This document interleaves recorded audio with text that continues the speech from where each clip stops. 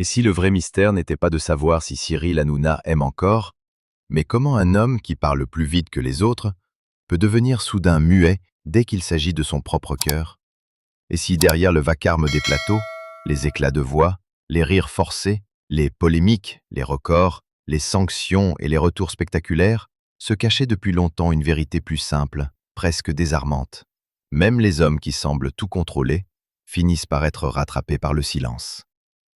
7 ans après la rupture de son couple avec Émilie, une séparation remontant à 2019, le nom de Cyril Hanouna s'est retrouvé de nouveau associé non plus seulement à la télévision, mais à une histoire sentimentale que la machine médiatique s'est empressée de transformer en feuilleton national.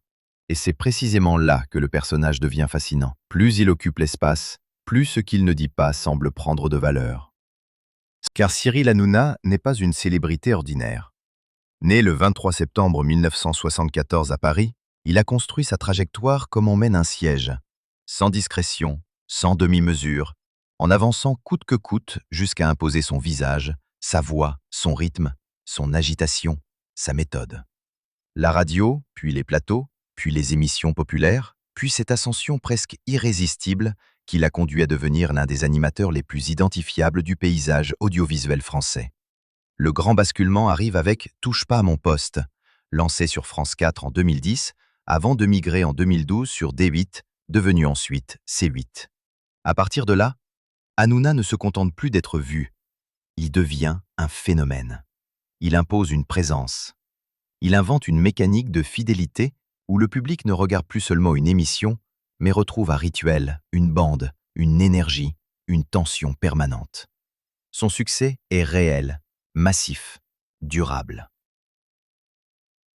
Mais presque aussitôt, ce succès s'accompagne de son ombre. Controverses répétées, critiques sur le ton, dérapages, rappel constant à la frontière entre divertissement et brutalité. Chez lui, la lumière n'est jamais venue sans orage. C'est peut-être pour cela que la question sentimentale intrigue autant. Que devient, dans l'intimité, un homme qui vit publiquement dans la surenchère?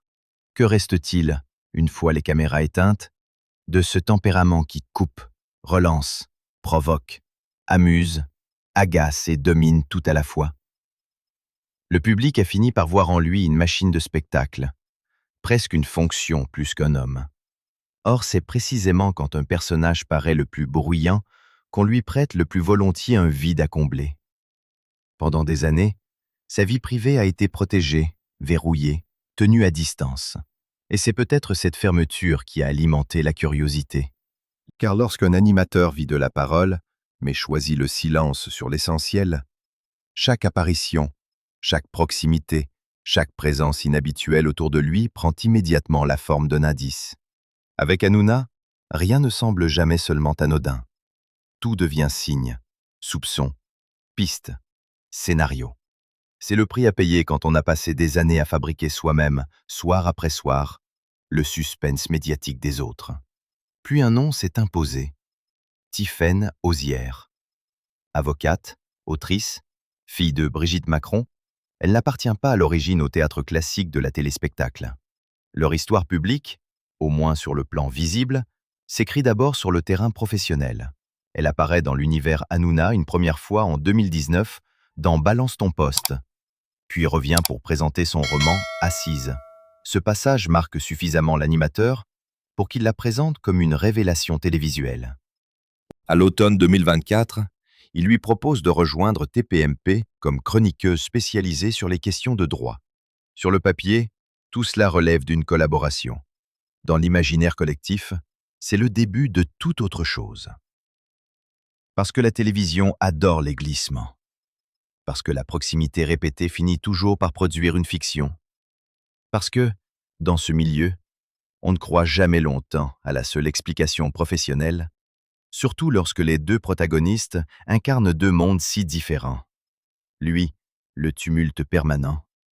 Elle, la retenue, le droit, la maîtrise, la parole cadrée. Au printemps 2025, les rumeurs prennent feu. Des articles évoquent alors une romance entre Cyril Hanouna et Tiffaine Hozière, relayant des photos et décrivant un rapprochement né de leur collaboration. Mais à partir de là, tout s'emballe comme toujours. Ce qui n'était au départ qu'un soupçon devient, dans l'imagination collective, une certitude. La certitude se transforme en scénario. Le scénario enfle jusqu'à faire naître des versions toujours plus spectaculaires. Vie commune, bonheur caché, avenir recomposé, et même, dans certains récits de rumeurs, l'hypothèse d'un enfant. Or, c'est ici qu'il faut s'arrêter net. Les sources sérieuses consultées indiquent surtout deux choses. D'une part, qu'une relation leur a été prêtée. D'autre part, qu'aucune confirmation publique formelle m'était alors venue désintéressée. Et c'est précisément cette zone floue qui fascine. Non pas une vérité exposée, mais une vérité suspendue. Non pas l'aveu, mais sa promesse. Non pas la preuve, mais l'impression persistante qu'il se passe quelque chose derrière le rideau. Ce flottement réveille forcément le souvenir de la longue histoire d'Émilie, la mère de ses deux enfants.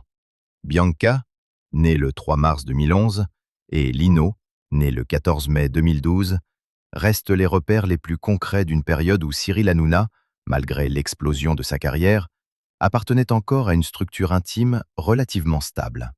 Les sources publiques évoquent une séparation en 2019, après plus de 15 ans de vie commune. Et c'est sans doute là que se trouve la question la plus douloureuse. Comment un couple qui a tenu aussi longtemps finit-il par devenir un passé? Les raisons exactes n'ont jamais été détaillées de façon pleinement publique, ce qui interdit toute certitude. Mais on peut comprendre, sans forcer le trait, qu'une existence happée par l'exposition permanente, les horaires démesurés, la tension continue et l'hypervisibilité médiatique usent même les attachements les plus solides. Hanouna lui-même, dans d'autres prises de parole, a parlé avec estime d'Émilie, allant jusqu'à saluer la mère de ses enfants comme une femme extraordinaire. Derrière la séparation, il n'y a donc pas le récit commode de la guerre totale, mais plutôt celui plus triste, d'un édifice qui n'a pas résisté à la pression du temps et du tumulte. Alors, après un tel effondrement, qui souffre le plus? Celui qui part? Celle qui reste? Les enfants qui n'ont rien choisi? Ou bien l'homme public lui-même, condamné à voir sa blessure traduite en titres, en commentaires, en hypothèses, en on dit? Avec Hanouna, la douleur n'a jamais pris la forme limpide d'une tragédie unique, datée, clairement racontée. Sa peine semble plus diffuse, plus moderne, plus insidieuse. Elle réside dans l'érosion, dans le fait de vivre sous examen constant, dans les attaques répétées, dans la polarisation qu'il suscite. Dans cette manière qu'a l'espace médiatique français de le transformer tantôt en roi populaire, tantôt en symbole de tout ce qu'il faudrait rejeter. Il y a des hommes que l'on pleure après une chute nette, et puis il y a ceux qui s'abîment à petit feu sous les secousses permanentes de la visibilité. Hanouna appartient peut-être à cette seconde catégorie, pas celle du drame unique, mais celle de l'usure continue. Car sa carrière n'a jamais été une promenade triomphale. Elle a été un combat incessant. Le cas C8 en est peut-être l'illustration la plus éclatante. En 2025, la décision de ne pas renouveler la fréquence de la chaîne a été validée, avec en toile de fond les manquements répétés reprochés à C8, notamment en matière de respect des personnes et de protection des mineurs. Plusieurs articles ont rappelé le poids des polémiques et le montant cumulé des amendes liées au dérapage de l'émission et de son animateur. Là encore, la figure Hanouna apparaît dans toute sa contradiction. D'un côté, une puissance d'audience immense. De l'autre, une accumulation de tempêtes réglementaires et morales. Il a bâti l'un des programmes les plus populaires de la télévision française. Mais ce programme a aussi cristallisé une part du malaise du paysage audiovisuel. Succès éclatant, oui. Succès paisible, jamais. À quoi ressemble une victoire quand elle vous oblige à vivre en défense permanente? Est-ce encore un rêve? Ou déjà une guerre? C'est ici que la phrase prend tout son sens. Un avion décolle face au vent, pas avec lui. Rarement Maxime aura semblé mieux collé à un parcours médiatique. Hanouna n'a presque jamais avancé dans un climat d'approbation tranquille. Il prospère dans la friction, dans l'adversité, dans la contestation, dans la nécessité de répondre, de rebondir, de revenir, de provoquer encore pour ne pas disparaître. Après l'arrêt de C8, TPMP a poursuivi brièvement sa route sur le web avant de s'achever définitivement le 26 mars 2025. Beaucoup y ont vu une fin symbolique, presque la fermeture d'un cycle historique commencé 15 ans plus tôt. Lui, au contraire, a transformé ce possible crépuscule en nouvelle rampe de lancement. Quelques mois plus tard, il était annoncé sur W9, où l'on retrouve désormais Tout Beau, Tout Ni 9 UF sur M6+. Voilà toute sa logique. Lorsque la porte claque, il cherche déjà la fenêtre. Quand l'antenne s'éteint, il prépare déjà la suivante. Cette capacité à repartir n'efface pas les blessures, mais elle explique pourquoi tant de gens continuent à le regarder comme survivant médiatique. Et c'est peut-être justement à ce moment de bascule que la question amoureuse prend un relief particulier. Qu'est-ce qu'un homme comme Cyril Hanouna peut encore chercher dans une relation après les batailles d'images, les séparations, les procès d'intention, les rumeurs incessantes, l'épuisement d'être toujours observé? Sans doute pas seulement l'ivresse.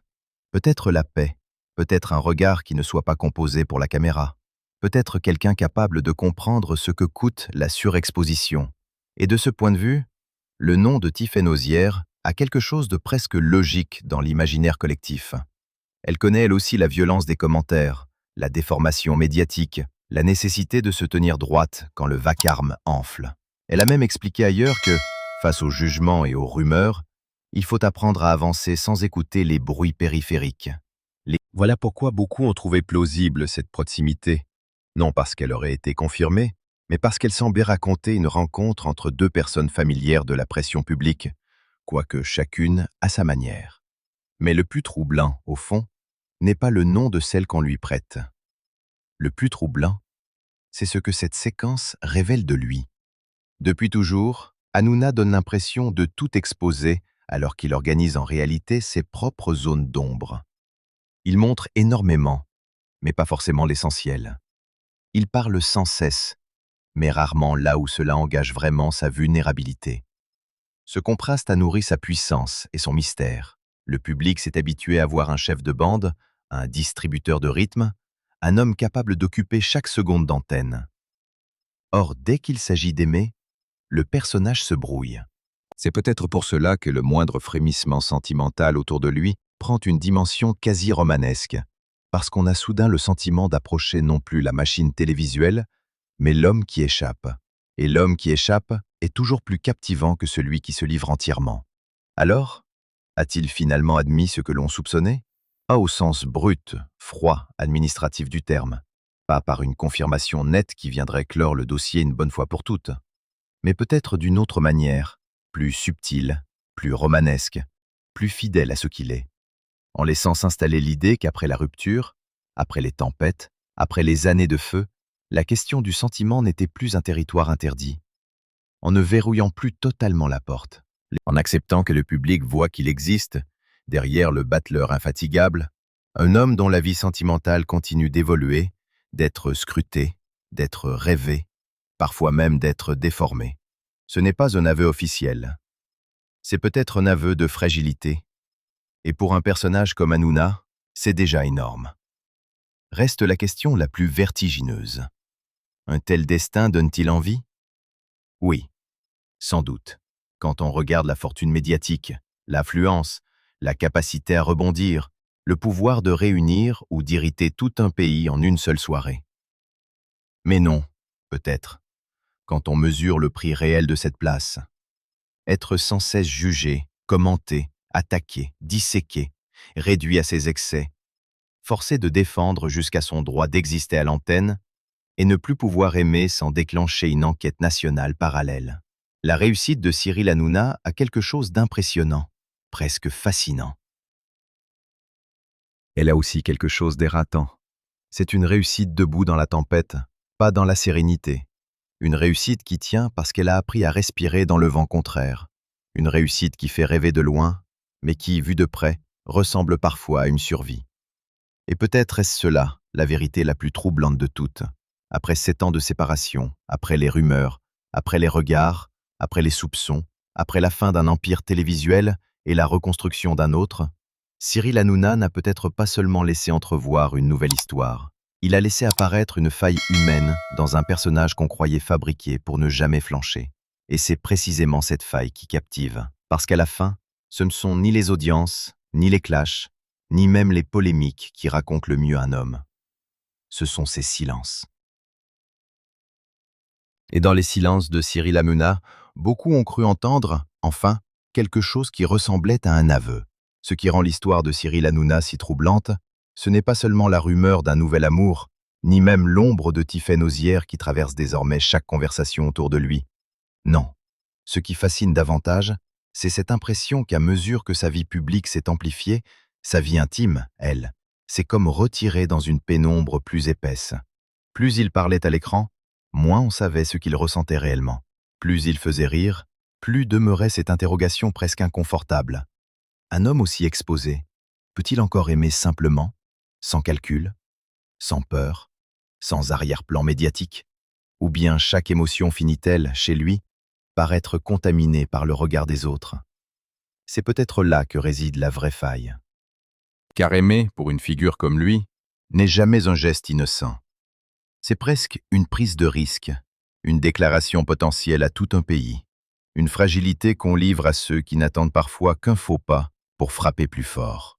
Et pourtant, derrière l'agitateur télévisuel, derrière le personnage qui occupe la scène, comme s'il était né pour ne jamais laisser retomber l'attention, il y a sans doute un homme fatigué par le bruit. Un homme qui a connu la fidélité d'un foyer, la stabilité d'une longue histoire, les repères d'une famille, puis la cassure. 15 ans d'un lien qui semblait avoir résisté au tumulte, avant de s'effondrer à son tour. Et lorsque l'on regarde ce genre de rupture avec un peu plus de profondeur, on comprend qu'elle ne détruit pas seulement un couple, elle modifie la manière d'habiter le monde. Après une séparation, surtout lorsqu'elle survient après tant d'années, on ne revient pas au point de départ, on devient quelqu'un d'autre. On apprend à avancer avec une part de vide, avec des habitudes absentes, avec des souvenirs qui refusent parfois de se taire. Chez Hanouna, ce vide a peut-être été masqué par la vitesse, par le travail, par l'excès d'antenne, par la frénésie d'un agenda saturé. Mais masquer n'est pas guérir, et un homme qui remplit sans cesse l'espace n'est pas forcément un homme comblé. C'est pour cela que les spéculations autour de Tiffaine Osière ont pris une telle ampleur, parce qu'elles arrivent à un moment où beaucoup ont l'impression que Cyril Hanouna n'est plus tout à fait seulement dans la démonstration de force. Il est aussi dans une période de transition. La fin de TPMP, la fermeture de C8, les changements d'antenne, la nécessité de rebondir une fois encore, tout cela compose un décor où la question sentimentale devient presque symbolique. Comme si le public se demandait, après la chute d'un empire médiatique, après la fin d'une époque, y a-t-il aussi une renaissance personnelle? Peut-on recommencer à aimer quand tant de choses se sont écroulées autour de soi? Peut-on reconstruire un équilibre affectif quand on a passé des années à vivre dans le désordre contrôlé du direct, dans la tension des audiences, dans la violence des controverses? Peut-être que oui. Mais ce oui n'a rien d'évident. Il se mérite, il se protège, il se tait parfois. Et c'est peut-être pour cela qu'il ne confirme pas tout, qu'il laisse flotter le doute, qu'il ouvre une porte sans jamais l'ouvrir entièrement. Ce n'est pas seulement une stratégie médiatique, comme certains aiment le croire. C'est peut-être aussi une manière de sauver ce qui peut encore l'être. Car lorsqu'un homme a vu sa vie transformée en matière première pour les commentaires, il finit par comprendre qu'il existe des bonheurs qu'il faut garder loin du projecteur pour qu'ils survivent. Le silence, dans ce cas, n'est plus une esquive. Il devient une protection, une barrière fragile entre l'homme et le personnage, entre celui qui amuse les foules et celui qui rentre le soir avec ses doutes, ses enfants, ses souvenirs, peut-être ses espoirs neufs. Alors oui, après 7 ans de divorce, Cyril Hanouna semble avoir laissé entrevoir ce que beaucoup pressentaient. Son cœur n'est plus figé dans les ruines du passé. Mais ce frémissement, justement parce qu'il reste inachevé, fascine plus encore qu'un aveu brutal.